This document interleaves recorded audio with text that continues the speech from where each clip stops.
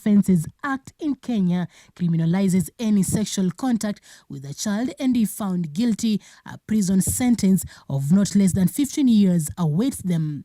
We make our way to Kawangware area in Nairobi County, a slum strategically centered between the lavish suburbs of Lavington, perhaps exhibiting the poverty levels in the area. There, we meet up with young girls who early in their life had to become moms. Nilifikiria kutoa. Nikajaribu hata kutembea na mabeshte wangu nikiwaambia. Wakaniambia haina haja. Ati kwa bot inawanga watu, wakanipeanga tu story hapo. Ikabidi nikaachana tu nayo. Hata shoshangu akajaribu kunipeanga advice. Niambia tu usikuwe na stress mingi. Nilikuwa na stress hata ya kujiua.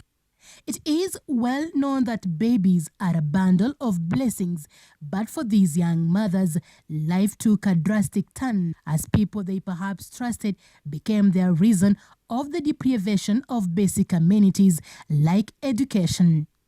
Nilimaliza 8 nikakuja kwa auntie yangu nikasoma form 1, nikafika form 2. Sasa ndo nikapata mimba. Tulikuwa tuna friendship. Sasa mimi nikaonanga tu friendship venye tunaendelea. One day tu ndiye alinidanganya kwenda kwake, Sunday all the time nilipatanga mimba nikiwa kwake. The burden on their young minds is evident. With babies to support, they are still adamant of getting a good education so as to change their narrative. Si atu kupata mimba ndio mwisho wa maisha, unaweza endelea kusoma. Mimi shule nilikuwa perfect in computer. Nikiweza pata sahihi mtu anaweza nisaidia na hiyo job naweza fanya. Some of the boda operators will entice them with little money, making them to get trapped in this sad situation. Nilikuwa shule nikiwa class 8, but nilikuwa na boyfriend mmoja. Tukakuwa katika uhusiano, but kwa harakati nikashtukia niko na mimba. Napata mimba kwa yule kijana mwenye alikuwa anaitwa Kevin Ashwaka. Last year, a young girl in Tana River took away her life after realizing she was pregnant. Experts in sexual education explain that basis of these eventualities partially lies on the environment, perhaps explaining why families struggling with poverty are most affected, coupled with their upbringing. We sought quorum with Enoch Machuki, a doctor at St. Jude's Clinic, who gave us his views based on his experience. We usually advise them to come for the antenatal clinics because they don't know what they should do or how they should cope with the pregnancy until they deliver. Some even think about aborting. And as if this is not enough, there are various diseases that these girls are always prone to. Yeah, STIs and HIV. Clinical officer explains to us how girls are always forced to abort because of problems that come along with early parenthood. The future of tomorrow can be very bright because we know when you empower a girl, you have empowered a community and you have empowered a society.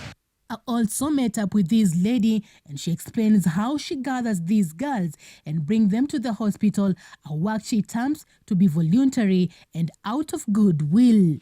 Mimi ndio natembea mlango kwa mlango niki-counsel hawa wasichana kutoa watoto na kutupa ni mbaya na mpaka siku ya kuzaa na wanakuja wanazaa na hata wakose pesa ya kulipa mimi nawasaidia naandika barua napatia manager na wanaenda nyumbani.